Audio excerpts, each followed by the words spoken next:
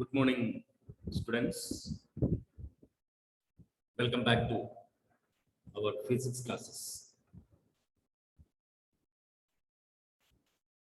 So we will wait. Some more are joining now, and meanwhile, we will go through a quick revision of this chapter. Means we have started this chapter with the concept of electromagnetic induction. How you can generate electricity from magnetism. And from Eastern experiments, it is clear that you can generate electricity from magnetism. And we have seen the mechanism of electromagnetic induction, that is, when the magnetic flux associated with the coil changes and EMF is induced within that. So, how you can define magnetic flux and how you can change the magnetic flux? These are the point of discussion then. And we have seen by changing magnetic field, you can change the magnetic flux. By changing the area of the coil, we can change the magnetic flux. And one is left, that is changing the theta, that is angle between the area vector and the magnetic field vector. We can, by changing that angle, you can generate electricity. Meanwhile, we have seen what is motional EMF. Whenever a conducting rod of length L with a velocity V is moving in an external magnetic field B, potential is developed as BLV. And Faraday's law's proof, we have seen two sides we have got for that derivation. One is E is equal to N phi B by dt, you have to find out, and d phi B by dt, and E is equal to BLV, that equation also you have to find out. And you can equate, and for that you can get E is equal to minus d phi B by dt. That is a proof for Faraday's law. And we have that as the explanation for how you can generate electricity by varying the area vector, or by varying the area of the coil, that we have seen that. Then we defined two types of induction, that is self-induction and mutual induction. Whenever the current flowing through a coil changes and EMF is induced in the same coil itself, then that is self-induction. If the current flowing through a coil generates an EMF in the neighboring coil, then that is mutual induction. And we have defined self-inductance and mutual inductance. And then we have stopped with that concept of self-mutual inductance of a pair of coils. That was the last topic that we have discussed in the last class. And in the chapter electromagnetic induction, one more topic is left. And the topic left is eddy currents. So you write eddy currents.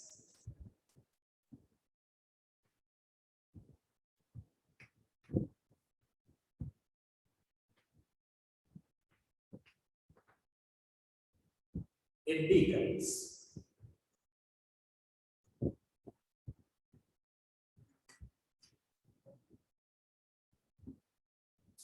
What do you mean by the term eddy? Eddy currents means ripple currents. Rippling current means when you are dropping a stone in a calm and quiet water body, then what you can see? You can see ripples are formed and it is there traveling.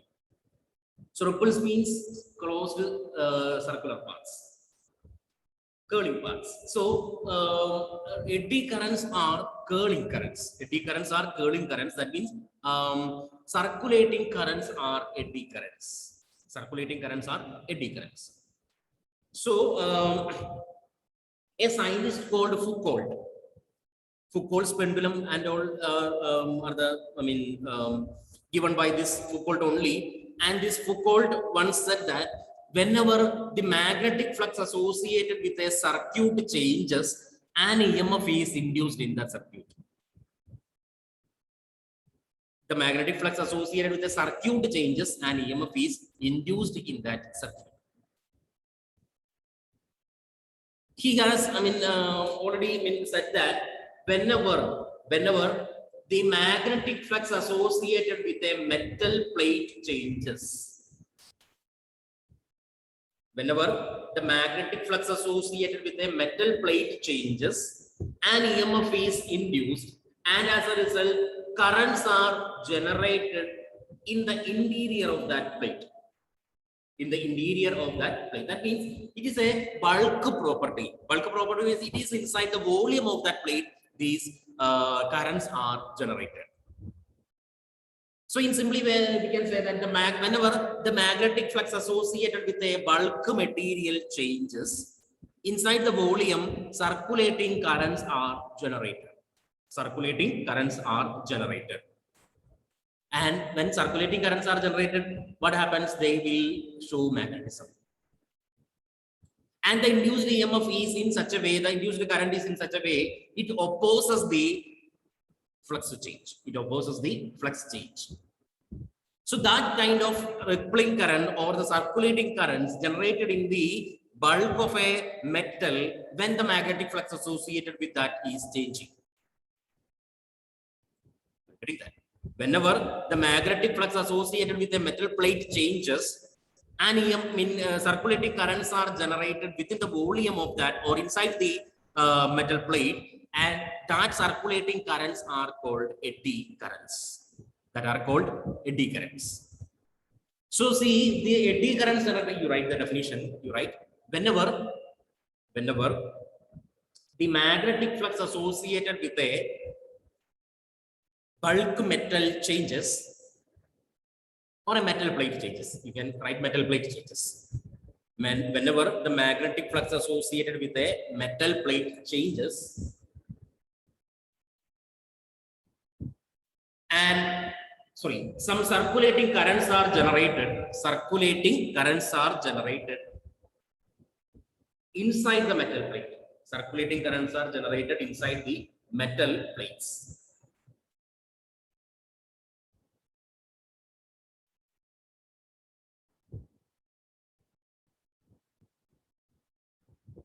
These circulating currents are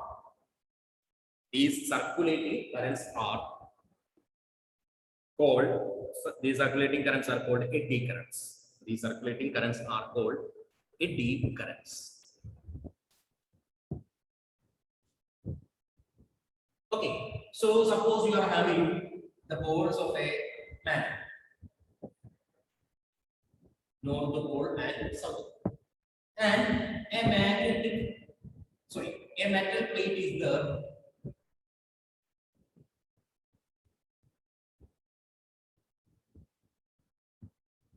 And it is suspended in between these poles. And when it is moving to and fro or oscillating within this magnetic field, suppose from left to right, a magnetic field is there, and within that magnetic field, a metal plate is hanging down, and it is making to and fro motion between these plates. Which means sometimes it is coming out from the magnetic field, and then as it moves to and fro, sometimes it comes from the magnetic field and again enters into the magnetic field like that. So since this is suppose at the moment it is inside the magnetic field, so magnetic flux is associated with this coil. And when it is removing or when it is coming out from the magnetic field, the area of that plate inside the magnetic field will be getting less. Isn't it? Here, the total area is inside the magnetic field only. So the magnetic flux phi B is equal to B into A. Fully, the total area is involved in that magnetic field.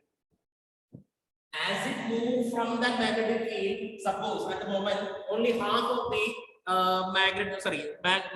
metal plate is inside the magnetic field. So area will become K by 2, so magnetic flux will become phi B by 2. That means initially phi B was there, but now it is phi B by 2 only. Then at a moment it is fully coming out from the magnetic field, so the magnetic flux associated with it is 0. Again it is moving towards the magnetic field, magnetic flux increases, and again it is going decreasing when it is going away from the magnetic field. So as it is oscillating, it's the magnetic flux associated with that coil is changing. Whenever the magnetic flux associated with that coil is changing, circulating currents go inside the metal plate. Inside the metal plates, circulating currents are circulating. This is inside the bulk of the plate. Circulating currents are generated. That circulating currents are eddy currents. That circulating currents are eddy current. What is the reason for that? The magnetic flux associated with that coil is changing. And remember, these are circulating currents. Circulating currents means they are curling currents. So they can't take from one point to another. These currents cannot be flow from one point to another. So we can say that these eddy currents are trapped current inside the metal plate. These induced currents are trapped within the volume of that metal plate. It cannot be escaped from that metal surface. These eddy currents cannot be escaped from metal surface. And again, the induced current is in such a way it opposes the state change or flux change. It opposes the flux change. See, as it moves away from the magnetic field, what is the reason for eddy currents? Eddy currents are generated since the magnetic flux associated with that coil is decreasing. Isn't it? As it moves away from the coil, away from the magnetic field, it's a magnetic flux associated with the system and decreasing. So the induced current is opposing that. Induced current is opposing that means it doesn't want to decrease the magnetic field or magnetic flux. So it opposes the movement away from the magnetic field. Are you getting that? It opposes the movement of the metal plate from the magnetic field since an EMF is induced and the induced current is opposing the movement of that plate away from the magnetic field. Or in the other case, if it is engaged into the magnetic field, magnetic flux increases. So the induced current opposes that. So that induced current tries to resist the movement of plate into the magnetic field. So remember, the eddy currents are circulating currents. They are trapped current. They cannot be escaped from the metal surface. And when a current is trapped within the volume of that metal plate, what will happen? Current is there, resistance is there. So one more thing is, eddy currents are depending upon the magnitude of eddy currents are depending upon the resistance of that metal plate. As the resistance increases, eddy currents are decreasing. As the resistance of the metal plate increases, the eddy current amount of magnitude of the eddy current generated is increasing.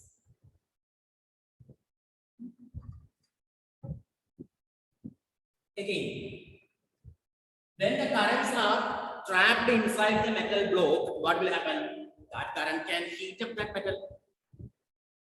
So in many of the situations, these eddy currents are undesirable currents. In many of the situations, these eddy currents are undesirable. Suppose when you are having a transformer coil or a moving coil galvanometer, it is a metal, iron coil is there. And when that iron coil is changing its magnetic field with respect to, then what happens? Eddy currents are generated within that. As the eddy currents are generated, its movement is stopped because the magnetic field is changing with due to the movement of that coil. If the movement of the coil generates the magnetic flux change, then the induced current opposes the change in flux, means the movement of the coil is checked by the induced current. Moreover, heat is generated, and heat loss is one of the major power loss in transformers. We will come to that. We will talk about transformer in the next chapter. So one of the energy loss in transformer is eddy current loss, because transformer is having a coil and that coil is a metal, and that metal is, magnetic flux associated with the metal is changing, eddy currents are generated. But at the same time, these eddy currents are desirable also. We have said that in many of the situations, these eddy currents are undesirable, and we don't want eddy currents in some situations that we have already seen now. So in some situations, we are applying the concept of eddy currents. We are making use the aspects of eddy currents in some situations. First one is damping. Damping means oscillation stops. In moving coil galvanometer or a deadbeat galvanometer, we can say that it is deadbeat galvanometer. A galvanometer suddenly shows a galvanometer suddenly shows a particular reading. A galvanometer shows a fixed reading at a particular point, measuring the checking the presence of current in that. Moving coil galvanometer, suppose we are saying. In moving coil galvanometer, we have already said that magnetic flux is changing, coil is rotating. So the spotlight along the scale is moving to and fro, and it gives you a fixed reading when the couple per unit twist, couple generated, restoring couple generated is equal to torque acting on the coil, that we have already seen that. So when a galvanometer is there and damping effect is when the coil and the frame are in motion in an external magnetic field, the magnetic flux associated with that is changing. Whenever magnetic flux associated with the coil is changing, eddy currents are generated within that. When eddy currents are generated, generated eddy current tries to oppose the magnetic flux change. What is the reason for magnetic flux change? Rotation. Rotation of coil inside the magnetic field is the reason for magnetic flux change. So the induced current tries to reduce or tries to oppose the magnetic flux change, and hence it opposes the movement or rotation of the coil. That means you are getting a dead beat at that point. That beat means it is showing a particular reading. That is one of the use of this eddy current. Another one is blast furnaces, induction furnaces. Blast furnace, I suppose you are familiar with that term, blast furnace. Where you are, you heard that blast furnace in metallurgy. In metallurgy, it means when you are trying to purify a metal, or you extract a metal from its iron in ore. Either you are finding this term metallurgy as well as these blast furnaces. In blast furnaces, very high amount of heat should be generated, and that is generated with the help of eddy currents. Means when metal plate is there, a magnetic flux associated with metal plate is eddy currents are generated. Eddy currents are trapped within the bulk, so it can generate a high temperature situation. Then we can have the electric train. In electric train, its wheels are stopped with the help of electric trains are stopped with the help of these eddy currents. That means a magnetic field is applied across its wheels, and when it suddenly stops, that magnetic flux changes. Then eddy currents are generated within the wheels that opposes the flux change. Flux change is due to the movement of the wheels, so it opposes the movement of the wheels and it comes to rest. So these are some situations where these eddy currents are desirable, and some situations these eddy currents are undesirable, that we have already discussed in some transformers. Eddy current losses there, and in galvanometers that eddy currents are generated. So these situations, eddy currents, we have when we are not decided, but in some situations we apply the applications of eddy currents, apply the properties of eddy currents in these such situations. So these eddy currents are also a byproduct of electromagnetic induction, which means whenever the magnetic flux associated with the coil changes, magnetic flux associated with a circuit changes, magnetic flux associated with a bulk metal changes or a metal plate changes, circulating currents are generated and that are trapped within the metal plate only, and it cannot be escaped from the metal plate, and it depends upon the resistance of the metal plate, and all these are the properties of eddy currents generator. So that is the last topic in the chapter electromagnetic induction. As we told in the beginning, when we start the class today, we have gone for a quick revision of the topics that we have discussed from this chapter. Upon that all topics, you can add these two as eddy currents and Foucault currents. Eddy currents, or it's also known as Foucault currents. I already told you, Foucault only told that whenever the magnetic flux associated with a circuit changes and EMF is induced in that. Okay, so that's all about electromagnetic induction. And that is the end of the syllabus for your first semester. As I already told you, from the beginning to the electromagnetic induction, we are having the questions for your first semester examination. Okay, so the portions for first semester examination is over well in advance. You are having enough time now, so you can start revising the topics for your first semester examination. Since we are having the time to revise the chapters, from the next week we will start the revision of the chapters, and till we are having time, so we will start with our next chapter. But remember, the coming chapter that we are going to discuss is not coming for your first semester exam till your electromagnetic induction.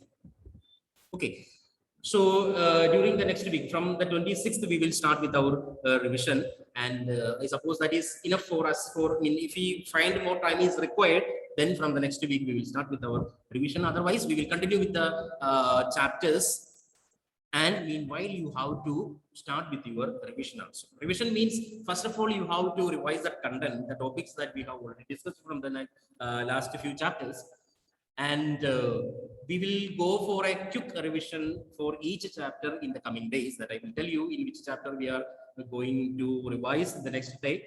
That I told you in one day before, that for that you just go through, or you not just go through, you just learn that topics from the chapter, and the same chapter we will be discussing on the next class again. Then that is beneficial for you. If it is in the classroom atmosphere, that is, these revision classes are more effective, since I ask your questions, and if you find difficulty to give me answers, I will make you comfortable with that answer by making you write 2 or 3 more times. So you will be more familiar with that answers, and that was, sometimes means with the last few batches, during the class time, students will find difficulty, and they will ask for, or they will wait for a day for I am on leave, because every day I was asking questions in the class, and you missed that in last 2 years, and you are all the only batch that I don't ask any questions. I hope in 1 or 2 days that we got here in the full day class, at that time I asked you questions. But I'm saying that means many of the students were find difficulty at the time of classes, and after completing the examination, or when they are approaching the examination, they are coming to me. They were coming to me and saying that you have done more, or you're supposed to be done more. That means you asked many more questions. At that time, we were learning there, or at least at least one time they were reading that content that I was teaching in that one class, and the very next day they are sure that they will get a question. And remember that, or that is not for make you a burden for you, but if you, if somebody is not there to ask something, you will not be up to date sometimes. As Newton said, if there is no external force, there is no state change for a system. That means internal forces cannot make a state change. For a state change, we require an external unbalanced force. So most of the time, I was that kind of an external unbalanced force for a system, students. So this time you are missing that unbalanced forces sometimes. So anyhow, try to stand against that, Newton's statement. Tries to stand against that Newton statement. Newton statement said that internally you can't make a change. But this time, this kind of a situation we didn't imagine ever. This kind of a situation we didn't imagine ever. In my thoughts are also, this kind of a situation was not there. So in the situations, we have to cope up with the situation. For that, we have to change from our inner needs. So you have to keep in your mind a thought that you have to learn all these matters, anyhow you have to give your exams. So with that thought, that make a driving force for you. You have to change by that thought. Otherwise, you will be staying in the same state itself. So be the driving force for yourself and make the state changes. If you are in the uniform motion, then no problem. You can continue with that uniform motion. That means you are on the train, when you are on the rail, then no problem, go through. But since or still you are in the state of rest, be the driving force and move on, go on. Okay, so anyhow, start with your revisions and prepare well for your first semester examination. And the show must go on. We have to continue with our syllabus. And we have said that in electromagnetic induction, we have said that when the magnetic flux associated with a system, or whenever magnetic flux associated with a coil changes, and EMF is induced within that coil. EMF is induced within that coil. And how you can make change, or how you can bring about some changes in magnetic flux. That we have two situations we have seen, or two methods we have seen to change the magnetic flux. We change the magnetic flux. Two methods we have already seen. And these two methods are changing magnetic field or changing the area of the coil. And we are having phi is equal to B cos theta. B by weighing B and A, how you can bring about the flux change. That we have already seen. Now, one more method is there to make to change the flux, magnetic flux, that is changing the angle theta. We have defined theta as the angle made by the area vector of the coil with the magnetic field direction. Suppose you are having a magnetic pole.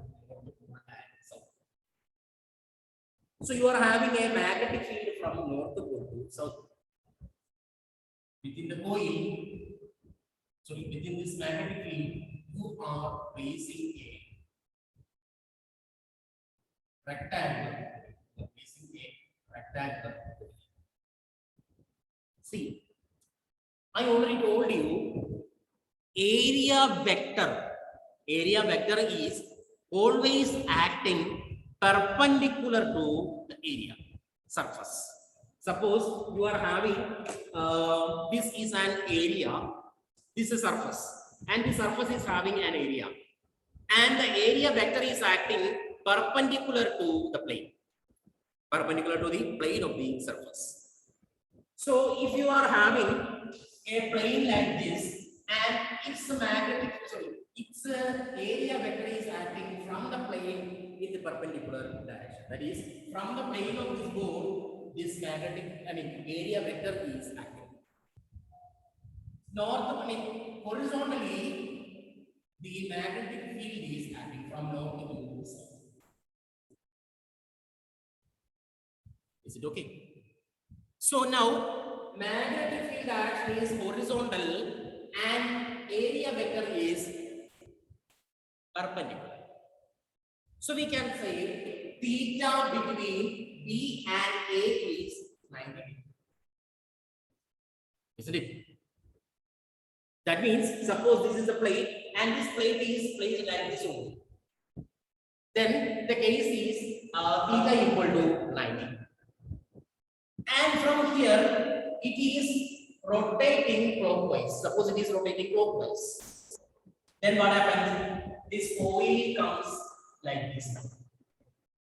When it makes a quarter rotation, it comes like this.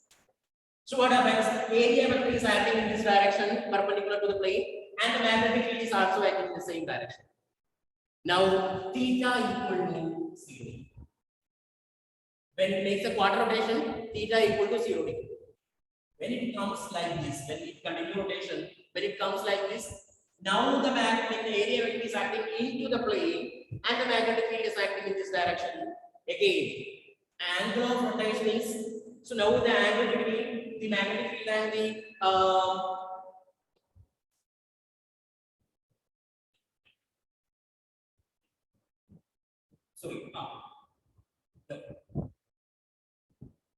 yes, 180 degree. Already it was here. When it comes here, that makes 90 degree. When it makes a 90 degree rotation, what happened to the angle now? Initially here we are writing rotation angle of rotation. Initially, no rotation happened. When it makes a 90 degree rotation, when it makes a 180 degree rotation. 180 degree rotation means again it becomes 90. Are you getting that? No, I hope. See, this is the case initially. This is suppose this is our coin, and the coin is placed in the magnet. I will make a lot of the magnets here, then it will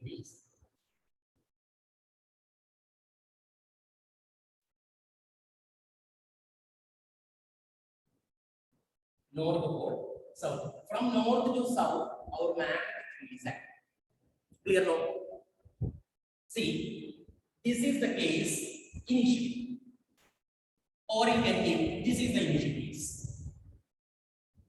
Okay, this is the initial case. Initially, the coil is placed between the magnetic field like this. Now, the area vector is acting towards right, and the magnetic field also head of the same direction. Now, theta equal to 0. Is it clear? Huh? If you are keeping the coil like this, area vector is perpendicular to the plane. So this blue color is our plane. And it is like this, from perpendicular to the plane, blue plane means it is acting towards right, vector. These arrows acting along the same direction. So in that case, angle between A and B will become 0 degree. When it makes a rotation, when it makes a quarter rotation, the coil will come like this. Isn't it? Then our area vector is acting into the plane of this board. From perpendicular from this plane, area vector is acting. When it is like this, that area vector is acting into the plane of the board and magnetic field acting like this. So theta will become 90. Okay, I'm getting that. Now, initially it was like this. Initially it was like this, made a quarter rotation, and again made a quarter rotation. Again made a quarter rotation means magnetic field is acting towards right and the area vector is acting towards left. Angle between B and A now will be 180 degree. So theta 1, theta 2, theta 3 will be 180. Is it clear? When it makes a complete rotation, what will happen? Again, that will become, it is making a 3/4 rotation. then it will become B and A are again perpendicular. Okay. Now from the first one, that is 270, when it makes one more rotation, it comes to the initial situation. That is theta phi. Is it clear? Huh? Suryansh, is it clear? How the rotation happens with respect to the direction of magnetic field. Initially, it is like this. A and B are in the same direction. Make a quarter rotation. B and A are perpendicular. Again, it makes a quarter rotation. B and A are 180. Again, make a quarter rotation. Now, B and A are perpendicular. Again, make a quarter rotation. It comes back to the initial condition. Okay. Now, when theta 1 is equal to 0 degree, what about phi b? Phi b become be. Cos theta is 0, cos 0 is 1, so that is be. Theta to 90 degree, no doubt that is 0. 180 degree minus be 0.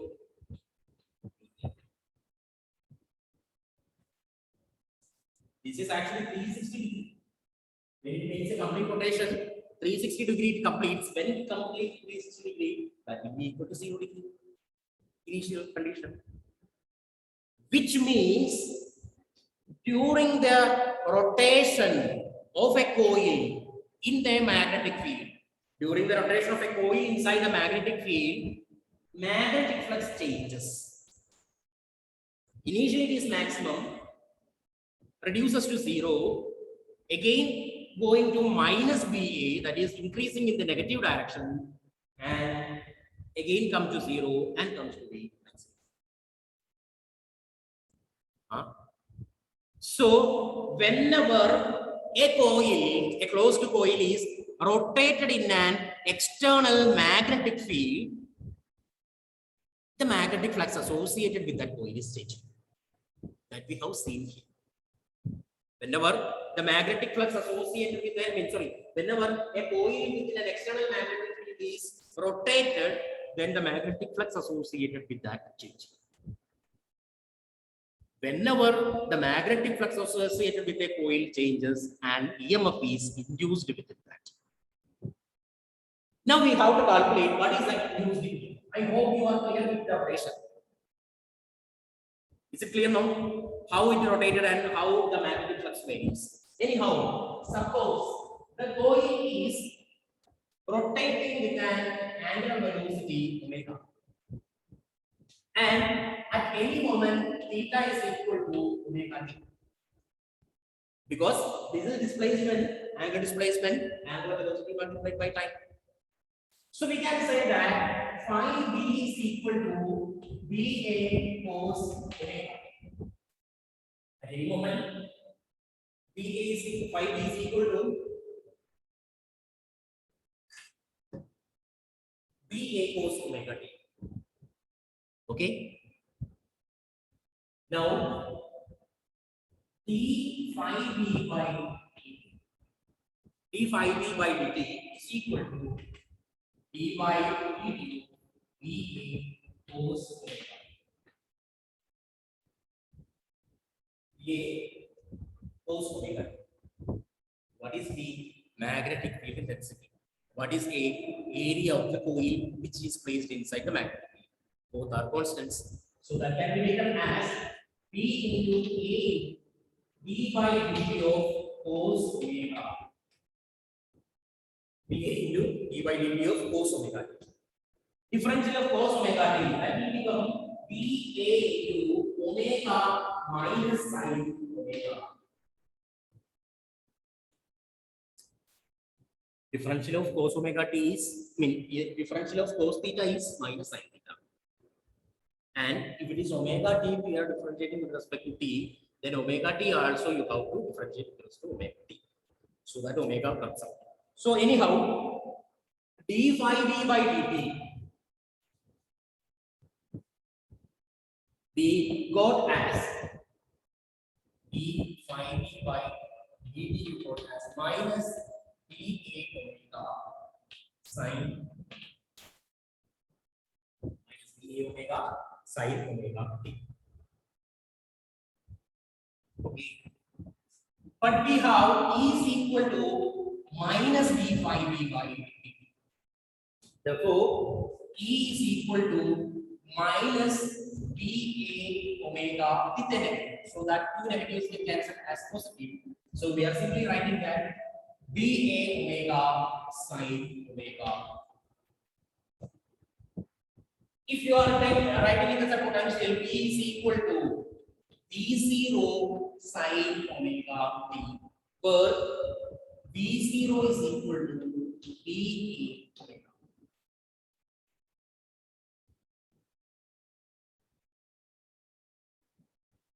V0 is equal to dA omega. What is that? B is magnetic field intensity constant. What is A? Area of the coil constant. Omega is the angular velocity with which that coil is getting rotated. That is also a constant. Uniform velocity, angular velocity. So we can say that whenever the magnetic, whenever a closed loop is rotated in an external magnetic field, potential is developed, and the potential developed we are getting as V is equal to V0 sin omega t, and V0 is the maximum value of the potential developed.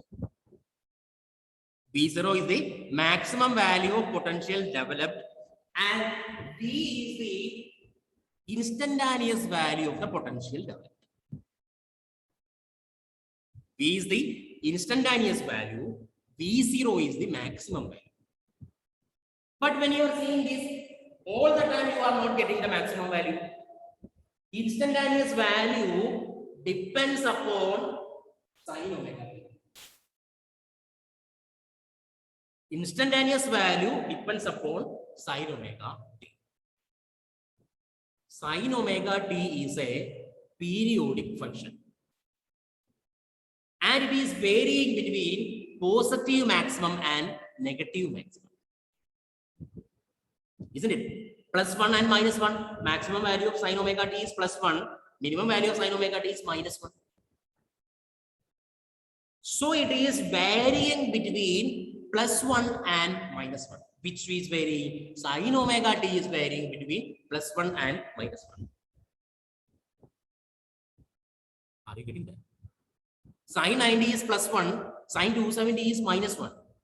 So that are the maximum value and minimum values for sin omega t. So whenever sin omega t is equal to plus 1, then what is the instantaneous value? V should be plus V0. When omega t is 270, sin 270 is minus 1. If sin omega t is minus 1, what will be the instantaneous value then? V is equal to minus V0. Sin 0 is 0. At that time, at the moment, what is the value of V? V equal to 0. At sin 180 is 0. When sin 180 is 0, that omega t is 180. Sin 180 is 0. At that moment, what is the instantaneous value of V? V is equal to 0. Okay. We know the sine curve. We know the sine curve. Sine curve is like this. This is 0, 90 degree, 180 degree, 270 degree, and 360 degree. This curve determines the value of instantaneous potential also. So instantaneous potential we can say 0 plus V0 again 0 minus V0.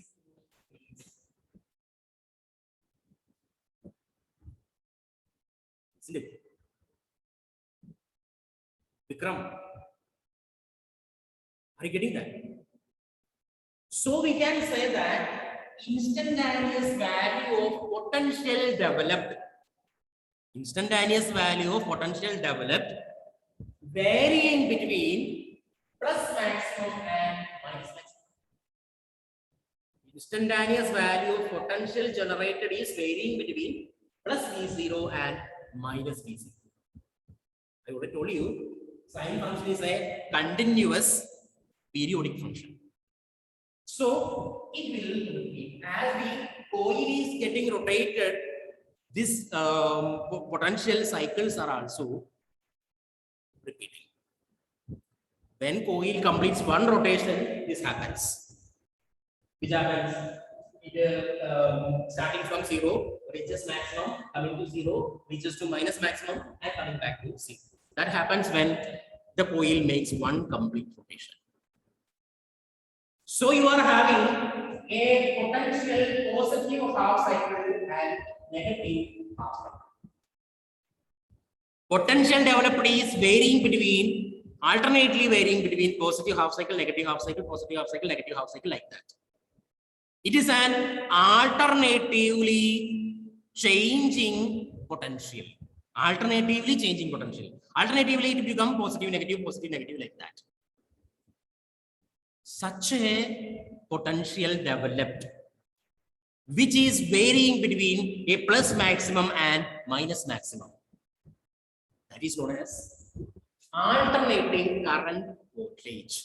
Alternating current voltage, and the current developed from that voltage is alternating current. Alternating current voltage, and the current developed from that voltage is alternating current. So that are AC voltage. Simply we are saying that AC voltage and AC current. AC voltage and AC current. Actually, this concept is from the last chapter, electromagnetic induction.